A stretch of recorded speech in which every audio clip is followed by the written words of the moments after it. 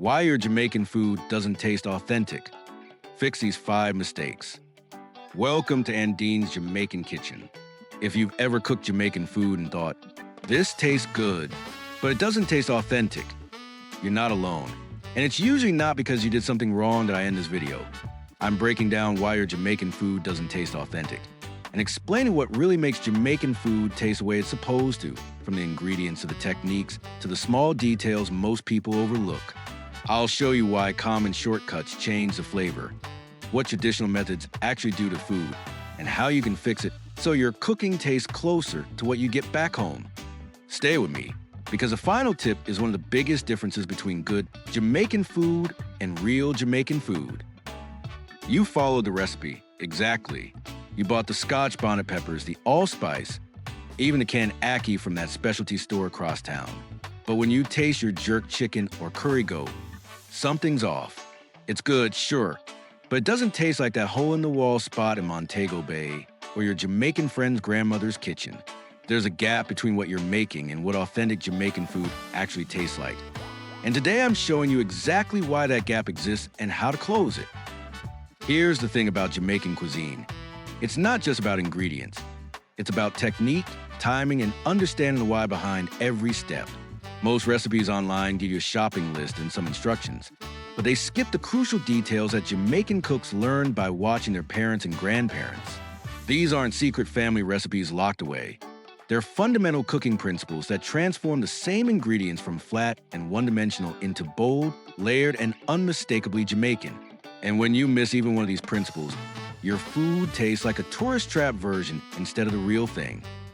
So here's what we're covering today. I'm breaking down the 5 biggest mistakes that kill authentic Jamaican flavor, and more importantly, exactly how to fix each one. We're talking about spice ratios that actually matter, the marinating time you can't skip, the smoke element everyone forgets, a browning technique that adds depth, and the temperature control that makes or breaks your proteins. By the end, you'll know exactly what to change in your next cook to get that authentic taste. Let's get into it. Mistake number 1. Your spice ratios are completely wrong.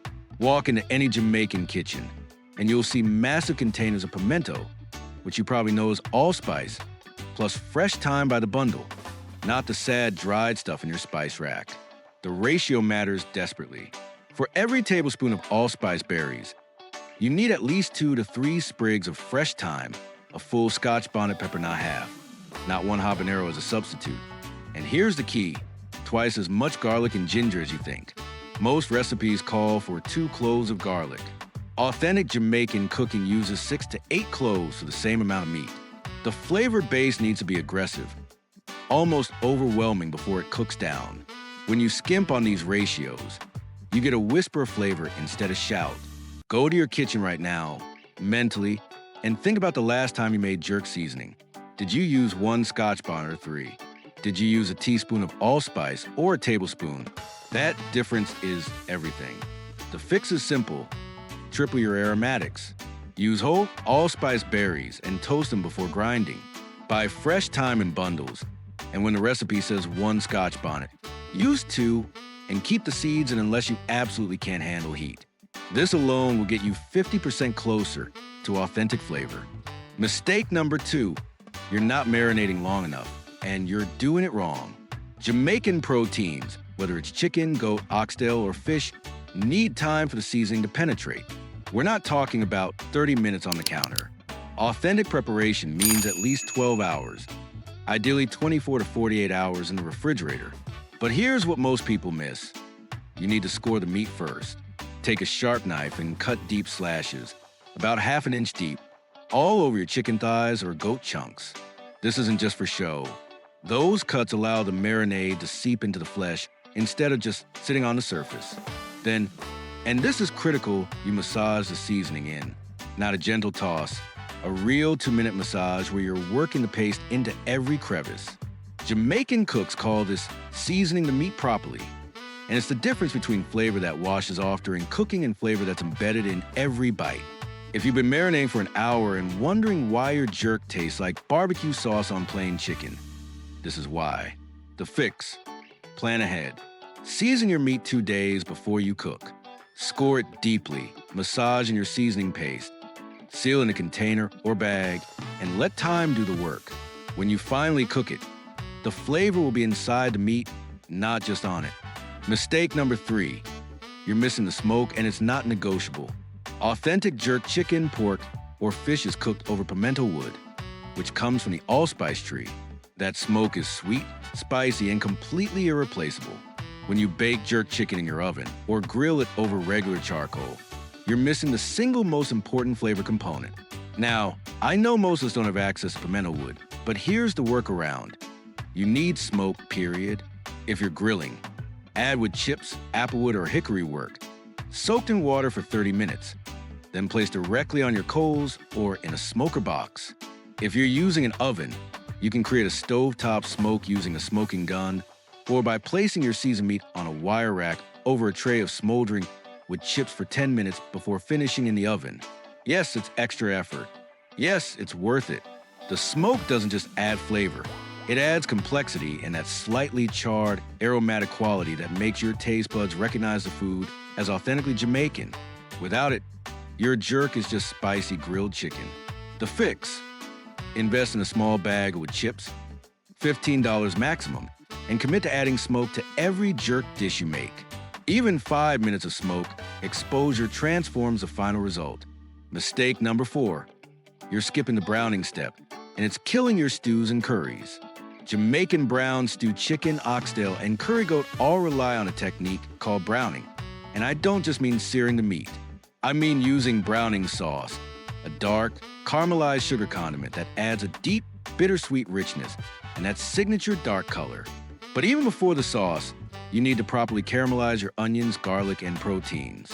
Most home cooks add liquid too early. You need to let your onions cook down until they're golden brown. Let your meat develop a real crust, and then deglaze with your liquid.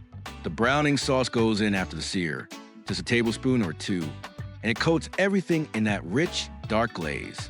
This step adds a layer of flavor that you can't get any other way, a slight bitterness that balances the spice and sweetness. If your curry goat tastes flat or your stewed chicken looks pale, you skip this. The fix: buy a bottle of browning sauce. It's in any Caribbean market or online, and commit to the sear. Don't rush it. Let your meat sit in the hot oil without moving it for 3 to 4 minutes per side. Let your onions cook for 8 to 10 minutes until they're deeply golden. Add your browning sauce and let it bubble for 30 seconds before adding your liquid. This technique is non-negotiable for authentic flavor. Okay, let's pause for a second. If you've been following along, you've just learned 4 major fixes: aggressive spice ratios, long marination with scoring, adding real smoke, and the browning technique. These aren't small tweaks. They're foundational shifts in how you approach Jamaican cooking. And here's the thing: even if you only fix 2 of these, your food will taste noticeably more authentic. But there's one more mistake that ties everything together, and it's about heat control. This last one is the difference between good Jamaican food and great Jamaican food. Let's finish strong. Mistake number 5. You're cooking at the wrong temperature, and it's dry out your food or making it greasy. Jamaican cooking uses high heat for searing and smoking, but low and slow heat for stews, curries, and braises. The problem is most home cooks do the opposite. They bake jerk chicken at 350 degrees for an hour, which steams it instead of crisping it. Or they boil their curry goat on high heat, which toughens the meat. Here's the correct approach. When you're grilling or roasting jerk, you want high heat for 150 to 500 degrees for a short time, 20 to 30 minutes max, flipping frequently to char the outside while keeping the inside juicy. When you're braising oxtail or curry goat, you want low heat, 275 to 300 degrees in the oven, or a bare simmer on the stovetop for 2 to 3 hours. This slow cooking breaks down the connective tissue and allows the flavors to meld without evaporating all your liquid. If your jerk chicken is dry or your oxtail is tough, your temperature control is off. The fix: use a thermometer, both for your oven and your meat. For jerk, pull your chicken when it hits 165 degrees internal, not a minute later. For stews, cook until the meat is fork tender, which means it should shred with almost no pressure. Adjust your heat down if your liquid is bubbling aggressively. Low and slow winds every time for braises. High and fast winds for jerk. Get this right, and everything else falls into place. Now, let's talk about putting this all together. Imagine you're making jerk chicken tomorrow. Here's your new process. Tonight, you score your chicken thighs deeply, massage in a paste made with 3 Scotch bonnets, 8 cloves of garlic, a tablespoon of toasted allspice berries, and a handful of fresh thyme. You seal it and refrigerate it for 24 hours. Tomorrow, you set up your grill with charcoal and soak with chips. You preheat to 475 degrees.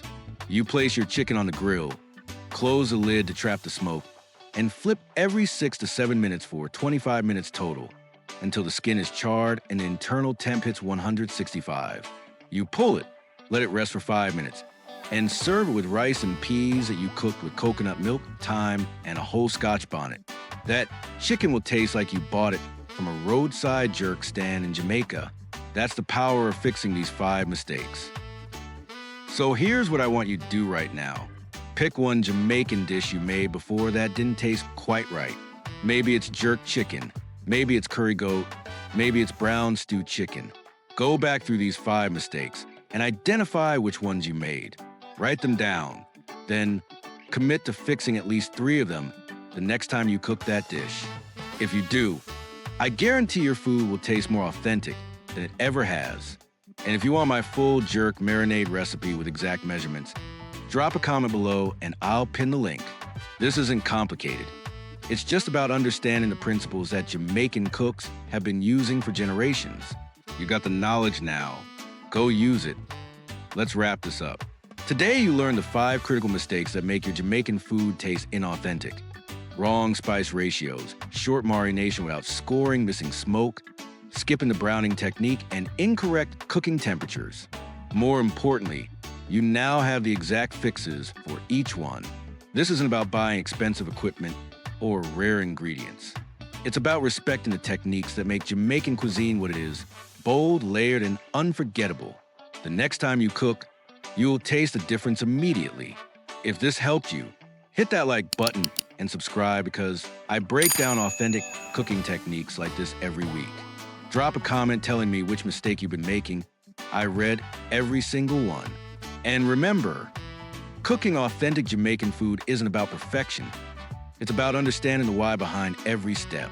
Now go season that meat, light that grill, and make something that tastes like the real thing. I'll see you in the next one.